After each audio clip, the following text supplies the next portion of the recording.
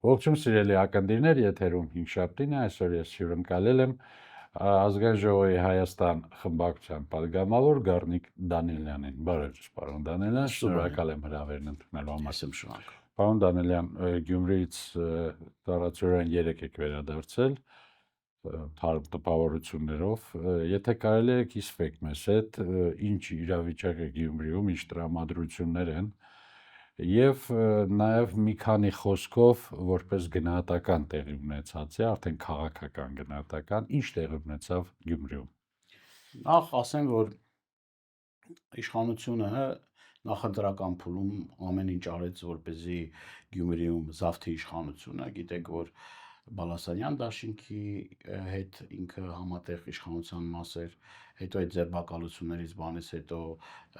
ուրեմն Սարիկ Մինասյանին նշանակեցին, ԺՊ ազգային ժողովում օրենքը փոխեցին, բերին ԺՊ նշանակեցին, ամբողջ վարչական ռեսուրսը դրվեց Սարիկի, այսպես ասած, տնօրինության տակ, բացի դրան իրեն աջակցեց ամբողջ իշխանական ռեսուրսը, ուրեմն նախարարներ, փոխնախարարներ, մարզպետներ, ամբողջը լծված էին ուրեմն այդ վերարտադրության գործում, բայց ի պատիվ գյումրեցիների իրեն կարողացան ճիշտ կողմնորոշվել եւ այն չհաշված այն ուրեմն ընտրության ընթացքում այն ընտրակեղծիքները, որ արեց քաղաքացիական պայմանագիր կուսակցությունը, ընդհանուր առմամբ հավաքական ընդդիմությունը հաջողություն արձանագրեց Գյումրիում, գիտեք, որ դրանից հետո էլ իրենք փորձում էին նաև սադրանքներ իրականացնել Գյումրիում, այսինքն ամեն ինչ անել, որպեսզի ձախողվի ընդդիմության, այսպես համախմբումը տարբեր ուրեմն տարբեր գործիքակազմեր կիրառելով, ձերբակալելով ոմանց վախեցնելով, ոմանց նաև այս ընթացքում նաև բերման ենթարկելով, կալանավորելով, բայց նորից եմ կրկնում, ի պատիվ եւ տեխնացուների եւ ուրեմն գյումրեցիների այս հաջողությունը մենք արձանագրեցինք եւ 3 տեղի ունեցավ ընտրությունները միանձնյա ընտրվեց ընդդիմության ամենաբարձր քվեներ ստացած տեխնացուն Վարդան Ղուկասյանը 19-ին կլինի երթմնակալության արարողությունը եւ ԿՊ-ն ցնցումների մեջ է, այսինքն այդ դա չի կարողանում ասել։ Եվ հիմա ընդհանուր որպես գնահատական, եթե քաղաքական նայենք, հավաքական ընդդիմության հաղթանակը չէր այսօր, արդյոք դա։ Այո, դա հավաքական ընդդիմության հաղթանակն էր, դա ես ուզում եմ ասել մեկ անձի հաղթանակ չի, դա քաղաքական բազմաթիվ ուժեր կարողացել են իրենց մեջ ուժ գտնեն, տարբեր տարաձայնությունները մի կողմ դնեն եւ կարողանան այն նախընտրական շրջանում ինչ որ խոստումներ տվել էին, ես ուզում եմ հիշեցնել ինչ խոստումներ են տվել, խոստացել էին, որ քաղաքացիական պայմանագիր կուսակցությունը Գյումրիում իշխանություն չի լինելու եւ ի վերջո այդ դա տեղի ունեցավ, կայացավ եւ ես մի բան եմ ուզում կարևորեմ, սա կարևոր հաղթանակ է ոչ միայն նրա համար, որ Գյումրին հանրապետության երկրորդ քաղաքն է, շատ կարևոր նշանակություն ունի, այլ նրա, որ Նիկոլ Փաշինյանի անպարտելիության միֆը փարաքարով եւ Գյումրի ընտրություններով ջախջախվում է, այսինքն դրանից առաջ էլ Երևան քաղաքում եղավ, բայց հայտնի պատճառներով նորից էլի չկարողացավ ընդդիմությունը հասնել Երևան քաղաքում իշխանության, բայց դա տեղի ունեցավ, այսինքն այս ամբողջ ընթացքը մենք տեսնում ենք, որ մենք շատ մոտ ենք Նիկոլ Փաշինյանին իշխանազրկելուց քաղաքացիական պայմանագիր կուսակցություն պետք է Հայաստանի Հանրապետությունում որևէ մի ադմինիստրատիվ շենք չզբաղեցնի իշխանության տարբեր ուրեմն այսպես ասած շենքերից ինքը պետք է վռնդվի, որ մեր երկիրը հնարավորություն ունենա այսպես ասած առաջընթացի եւ փրկության։ Հա, իշխանություններին Երևանյան կամ կենտրոնական դեռ կանդրադառնանք, Գյումրիում տրամադրությունը քաղաքի մեծամասնության կարծում եմ բավականին բարձր է եւ դրան ոչինչ չէր խառնվի կամ այդ տրամադրությունը, այդ բարձր տրամադրությունը ոչինչով չէր փչանա, եթե չլիներ, ասենք, ընտրությունից հետո քաղաքապետի Սարիկ Մինասյանի հայտարարությունը, եթե չլինեին քաղաքացիական պայմանագիր կուսակցությանը սպասարկող մամուլի միջոցների այսօրվա այս մեծ վայնասունը, որով փորձում են նսեմացնել թե քաղաքապետի կշիռը, թե տեղի ունեցածը առհասարակ։ Կարող է արդյոք այս ամեն ինչը դեռ շարունակություն ունենալ եւ ինչ որտեղ խանգարել Վարդան Ղուկասյանին, ընտրված քաղաքապետին, իրագործելու իր ծրագրերը։ Ես կարծում եմ իրենք նպատակներ ունեցել են, այդ նպատակները Օրինակ կարող են Սոդոմ Գոմորի վերածել Գյումրին, կարող են արդյոք նրա ապագան մշուշապատել, ինչպես Սարեկ Մինասյանն է ասում, մշուշոտ է դառնում ապագան, այնտեղ ճգնաժամ կա եւ այլն եւ այլն։ իրենք միշտ աչքի են ընկել նրանով, որ կարողացել են ընտրված համայնքի ղեկավարներին կարողանան եւ ճնշում գործադրել, եւ կալանավորել, եւ ձերբակալել, Այսինքն տառապանքս փորձ ունի, էլի գիտենք։ Իհարկե, իրենք ոչ մի բանի առջև կանգ չեն առնում, իրենք որևէ մի կարմիր գիծ չունեն, դա գիտենք, բայց տեսեք, իրենք նաեւ ասեմ ձեզ, որ այս ուրեմն ընտրություններից առաջ էլ ասում էին, որ դեռ լավ վաղ է, որ հաղթանակը տոնում եք, այսինքն փորձեր ձեռնարկել են, այս փուլում իրենց փորձերը չի ստացել։ Վաղը միսօր ինչ կլինի չեն կարող ասել, բայց ամեն դեպքում ընդդիմությունը պետք է աչալուրջ լինի, ուշադիր լինի եւ երբեք թույլ չտա, որպեսզի ԿՊ-ն սողոսկի իրենց մեջ եւ այսպես ասած այդ ռասկոլը մտցնի։ Մենք գիտենք, որ ԿՊ նույն այդ տարածաշրջանում օրինակ չի հաշտվել այն մտքի հետ, օրինակ որ մեր դաշնակցական ընկեր Արտունի Իգիթյանը, օրինակ Ախուլյանի խոշորացված համայնքի ղեկավարներ։ Մենք տեսանք այդ ընթացքում ինչ ուրեմն անմարդկային ուրեմն ճնշումներ գործադրվեցին, ինչ գործիքակազմ, ինչ կեղտոտ ուրեմն գործիքակազմեր կիրառվեցին։ Ձեզ ասում են եկել եք ապակայունացնում եք վիճակը, լայրում եք։ Այո, բայց տեսեք ինչ, ապակայունացումից խոսում են այն մարդիկ, որոնք որ տեսեք, այս ամբողջ ընթացքում ամբողջ ԿՊ կազմը վարչական ռեսուրսի տոտալ կիրառում է իրականացրել Գյումրիում, բոլոր պոակներին հանձնարարություններ տվել, մարդկանց սպառնացել աշխատանքի ազատումով, նաև մարզպետարանով ամեն ինչ։ Մարզպետները ամեն ինչով ընդհանուր բուժ աշխատողներին, որ ասենք դեմ են արտահայտվել, իրենց աշխատանքից ազատել։ Այսինքն ամենակեղտոտ գործիքակազմերը կիրառել են, բայց այդքանով հանդերձ իրենք չեն կարողացել։ Եվ ուզում եմ նաև ասել, որ չեմ ուզում, ես չեմ հավատում նրան, որ ԿՊ-ն ձեռքերը ծալած նստելու է եւ ոչինչ չի ձեռնարկելու։ Իրենք պրոստը այս իրավիճակում ասում են, որ նաև իմ տեղեկություններով իրենք ուզում են այս պահը մի քիչ հանդարտվի, այսինքն մեծ աղմուկ կառաջանա, հանդարտվի եւ իրենք փորձեն կալանավորել, ձերբակալել եւ դրանով իշ ճնշումներ գործադրել։ Նաեւ տարօրինակ այն հայտարարությունը, որ խնդրում է Սարեկ Մինասյանի կողմից, որ պետք է այս ընտրությունները չեղարկվեն, նոր ընտրություններ կազմակերպվեն։ Այսինքն ի՞նչ է նշանակում այնտեղ որտեղ որ ընդդիմությունը հաղթանակ է տանում, այդտեղ պիտի չեղարկվեն, բայց ձեր ժող բաստիոնը ուր մնաց։ Այսինքն իրենք չեն կարողանում հաշտվել այս ամեն ինչի հետ։ Դա մի քիչ անհասկանալի է հենց Սարեկ Մինասյանի կողմից,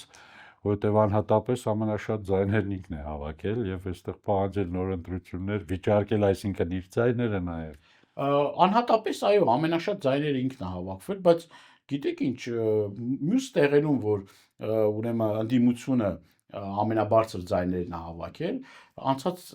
ընտրությունների ժամանակ Փարաքարում Վալուձյային ուրեմն ստացել էր 49%-ից ավել քվ, բայց իրենք, այսինքն իրենք ինչ որ մի ձայնի տարբերությամբ մեծամասնություն կազմեցին եւ քաղաքի կառավարումը կարողացան կոալիցիոն կառավարում ստեղծել, այսինքն այդ ժամանակ նորմալ է դա, իսկ ուրիշ պարագայում, երբ որ իրանք պարտվում են, չեն կարողանում հաշտվել այդ պարտությանը։ Ահա։ Պարոն Դանիելյան, վստահաբար Գյումրիի ընտրություններից հետևություններ պետք է անել, հետևություն պիտի անեն թե իշխանությունները, թե ընդդիմությունը, կարծում եմ։ Այո։ Որտեվ երկուսն էլ մտածելու բան ունեն, այսինքն ընդդիմությունը, որ կարող է որոշակի ուժային դասավորումներ իրականացնելու դեպքում հաղթել իշխանությանը, եւ իշխանությունը բնականաբար պիտի մտածի այլ ուրեմն հավելյալ միջոցների ու միջոցառումների մասին, որոնք իրեն թույլ կտան մնալ իշխանության։ Ինչ է կարծում, ընդդիմությանը արդյոք Երևանում, Հայաստանում, այսպես արդեն ասեմ, կհաջողվի նույն կոնսոլիդացիան դրսևորել, ինչպես դա եղավ Գյումրիում։ Կամ ասենք հենց թեկուզ Փարաքարում, որտեղ ընդդիմադիր տեխնացուին ընդդիմության կողմից գոնե որևէ մեկը չխանգարեց։ Ես կարծում եմ, միշտ ասել եմ սրա մասին, ճիշտ է որոշ նաև ընդդիմադիր այսպես կոչված ուժեր քննադատել են ինձ դրա համար, բայց ես մնում եմ նույն տեսանկյունին, որ Նիկոլ Փաշինյանի իշխանությանը կարող ենք մենք իշխանազրկել մեր ուժերի մեկտեղմամբ միասնական պայքարի ճակատ ձևավորելով։ Այսինքն, եթե անգամ չի ստացվում այդ ընտրության շրջանում, ընտրությունների շրջանում լայն կոնսոլիդացիա ապահովել, ապա ընտրություններից հետո դրան այլընտրանք չկա միավորման, այսինքն միավորվել ամենաշատ քվե ստացած ուժի հետ եւ իշխանազրկել։ Այդ առաջի քայլը այդ է։ Պարզ եւ ես կարծում եմ, որ օրինակ այն քաղաքական ուժին, որին ես ներկայացնում եմ, Հեղափոխական դաշնակցությունը, շատ տեղեր կա օրինակ, որ ընտրություններին չի մասնակցում, բայց աջակցում է հանդիմադիր ուժերին։ Բոլոր ձեռքի տակ եղած գործիքակազմը կիրառում է, որպեսզի այդ կոնսոլիդացիան կայանա, այդ այսպես ասած, այդ սևագործ աշխատանքը տարվում է, որ դա տեղի ունենա։ Այսինքն մենք չենք առաջնորդվում այն սկզբունքով, որ անպայման մեզնից լինի։ Մենք իրապես անկեղծ լծվում ենք այդ գործին եւ միշտ դրա կոչն ենք անում։ Մենք էլ սրանից առաջ Գյումրիում փորձել ենք միասնական մեկ տեխնացուով հանդես գանք, չի ստացվել, բայց ստացվեց այս ձևաչափով, այսինքն ուրեմն պիտի այս տարբերակ օգտագործենք։ Հիմա հաջորդը Տարոսը Երևան քաղաքին ու մնացած մեր քաղաքներին ու մարզերին, որտեղ որ ԿՊ-ն իշխանությունն է, պիտի ամեն կերպ փորձել եւ ես կարծում եմ, որ կհաջողվի, որ ԿՊ-ն իշխանություն չունենա։ Եվ բացի այն, որ այդտեղ պիտի իշխանություն չունենա, ես կարծում եմ, որ սա շատ կարևոր է նաև հետագայում որոշակի ուրեմն ընդդիմադիր շարժումների ժամանակ արդեն մարդիկ ազատագրված տվյալ ուրեմն քաղաքի մարդիկ, համայնքի մարդիկ ազատագրված այդ կպական վախի եւ տերորի մթնոլորտից կարողանան հանգիստ մասնակցեն անհնազանդության ակցիաներին, կարողանան հանգիստ մասնակցեն ցույցերին, բողոքներին, հիմա տոտալ վախի մթնոլորտ է։ Բոլոր տեղերը ուրեմն ԿՊ իշխանությունը հատիկ իդենտիֆիկացնելով մարդկանց շատ տենց հարյուրավոր հազարավոր օրինակներ կարող են բերել, որ այդ մարդկանց գործից ազատելա, ճնշում է գործադրել, տարբեր վարչական ռեսուրսներ է կիրառել, այսինքն առևտրականների նկատմամբ պետական աշխատողների խոցելի հատկապես ուղղությունները։ Եվ սա կարևոր է, որ այդ չափով ազատագրելով մարդկանց, այդ մարդիկ կարողանան իրենց ազատ կամարտահայտությունը անեն, մասնակցեն, մասնակից լինեն այդ ամեն ինչից։ Ես սա այս առումով եմ կարևորում։ Եվ հաջորդն էլ, որ իհարկե պակաս կարևոր չի, սա նաև իր ներսում, ԿՊ ներսում, նաև որոշակի ուրեմն ճեղքեր է առաջացնում։ Իրենք էլ հասկանում են, որ իրենք էլ հավերժ չեն, որ էլ հասարակության վստահությունը չեն վայելում, որ ունեն պլինտուսից ներքև վարկանիշ եւ անգամ վարչական ռեսուրսն ու լծակները իրենց չեն փրկելու։ Կարճ ժամանակահատված հետո իրենք հայտնվելու են ուրեմն ճաղերի հետևում են մարդիկ, որոնք իրենց հանցանքը ուրեմն ես կարծում եմ, որ բազմաթիվ տենց հանցանքներ կան գործած եւ այդ մարդիկ պիտի պատժի արժանանան։ Ինչ եք կարծում, ընդդիմության համար անակնկալ կլինի, եթե Փաշինյանը հանկարծ անմիջապես թեքվի դեպի արտահերթ ընտրություններ։ Մենք պիտի ամեն մի տարբերակի պատրաստ լինենք, ամեն ինչին մենք պիտի շատ մանրակրկիտ ուսումնասիրենք եւ պատրաստ լինենք։ Գիտեք ինչ կա հիմա Նիկոլ Փաշինյանը եւ իր թիմը նման այն գազանին, որը որ անկյուն է մղվել եւ ինքը ամեն կերպ փորձելու է պաշտպանվի, ինքը ամեն կերպ փորձելու է իշխանությունը զավթած պահել եւ մենք պետք է ուշադիր լինենք եւ պատրաստ լինենք տարբեր սցենարների։ Հիմա Նիկոլ Փաշինյանն էլ է, որ ասում է, գցում բռնում, տեսնի լա այս տարբերակով որ գնա ոնց կլինի ամեն դեպքում իշխանությունը հիմա նաև ձեռքի հետ նաև պատրաստում է տարբեր զարգացում այդ թվում նաև ինչու՞ չէ նաև արտահերթ խորհրդարանական ընտրություններին որ ամենապատրաստվածը ինքը լինի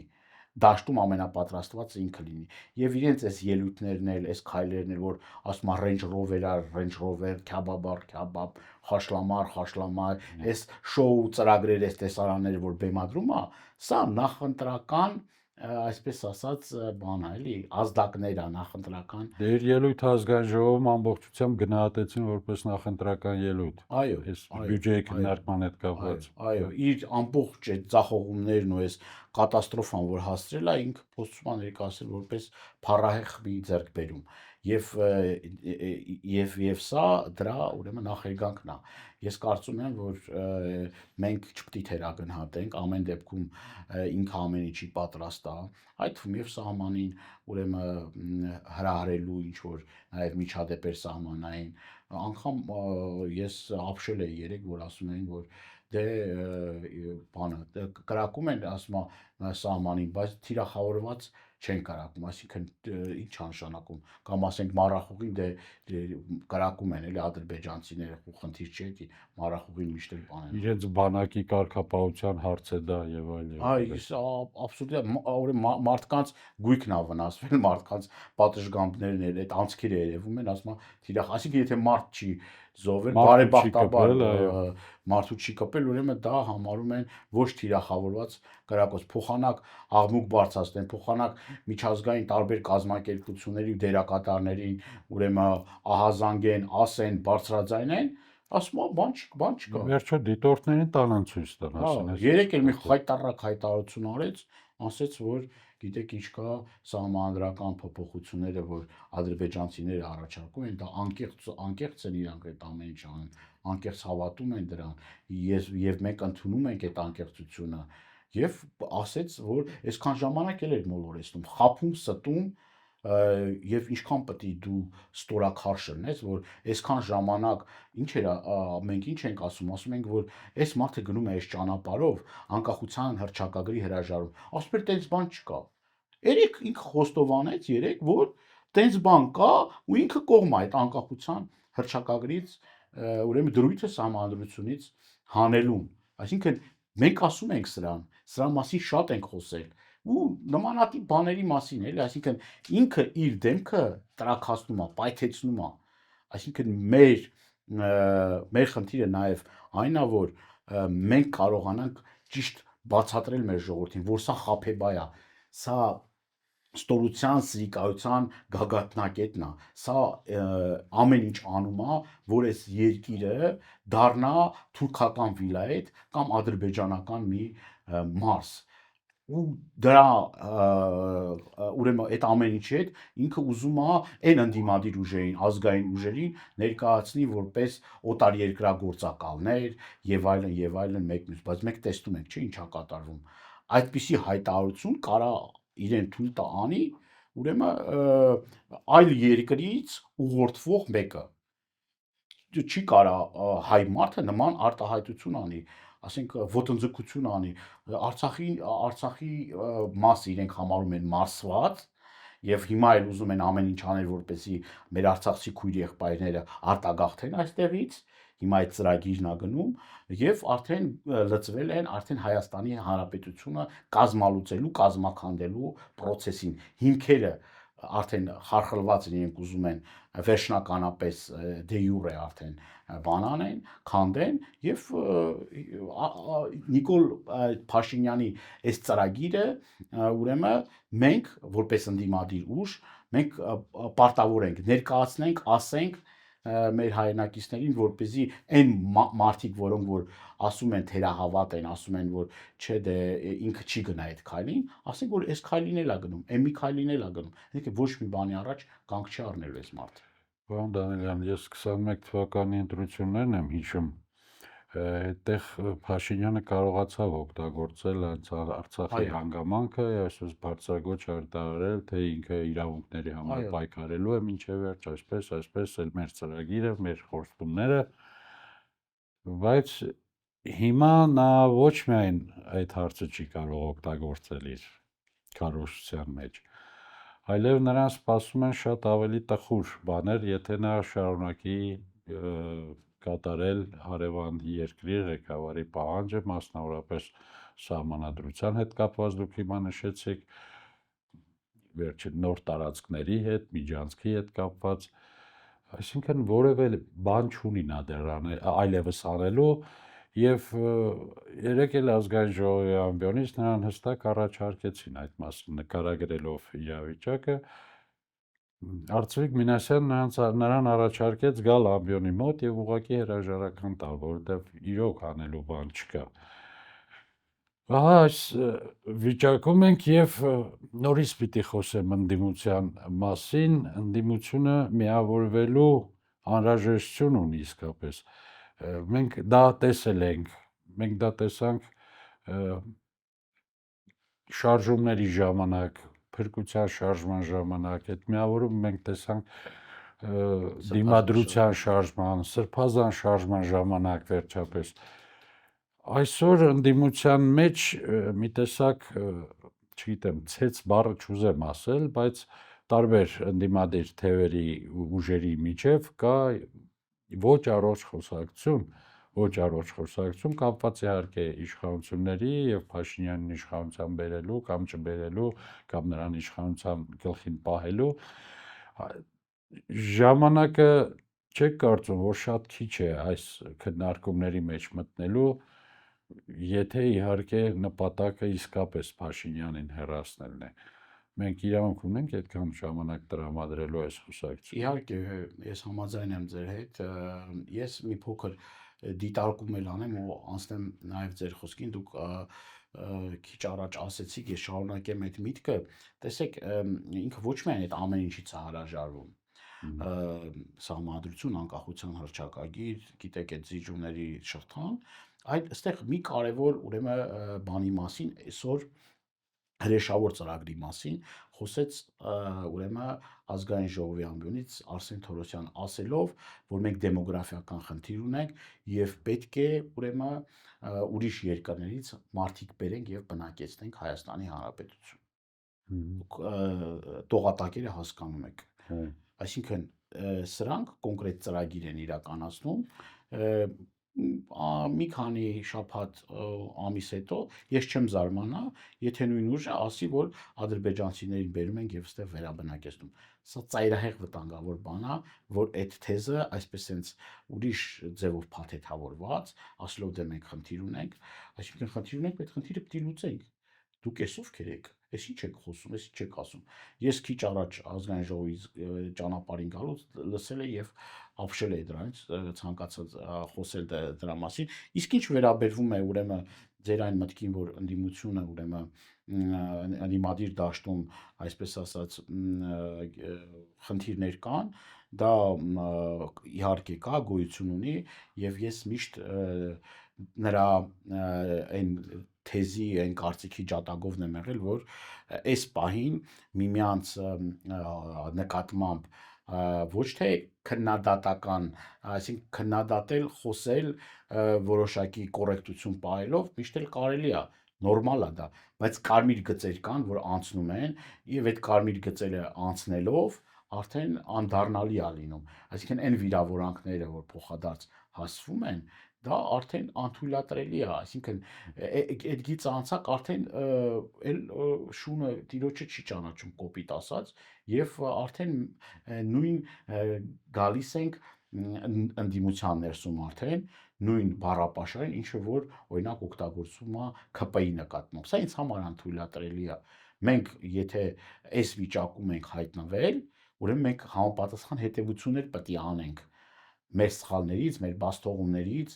այն խնդիրներից, որը որ դրանից հետո եկավ եւ ծնվեց քաղաքացիական պայմանագիրն ունի Նիկոլ Փաշինյանը եւ եթե մենք այդ հետևությունները չենք անում հանգիստ մտնոլորտում, եթե ինչ որ հարցեր կան մեկս մյուսի, այդ հանգիստ մտնոլորտում այդ ամեն ինչը բարձելու եւ շարժվելու առաջ ոչ թե իրար ստեղ գզելու, հոշոտելու եւ դրանից օգտվում է միայն քաղաքացիական պայմանագիր կուսակցությունը։ այս ամեն ինչից ինքը գերագույն հաճույք է ստանում։ Եվ մենք սա չպետք է թույլ տանք, մենք պետք է կարողանանք զսպել։ Ես ուզում եմ նաև ձեր ասած քիչ առաջ դուք նշեցիք այդ շարժումների մասին, չէ՞։ Այդ շարժումների ակունքներում կանգնել ենք։ Ես չեմ ուզում բանկը թվավոր ասենք, որ մենք ինչ դերակատարություն ենք ունեցել, պետք է մի քիչ անհամեստ էլ է հնչում, բայց լավ, ով է արել այդ ամեն ինչը, ով է դրա այսպես ասած հիմքերում, արմատներում կանգնել, ով է ամենաշատ զրկանքները ստացել, ինչեր է արվել, այսինքն մենք միշտ ամաչում ենք դրա մասին խոսել, բայց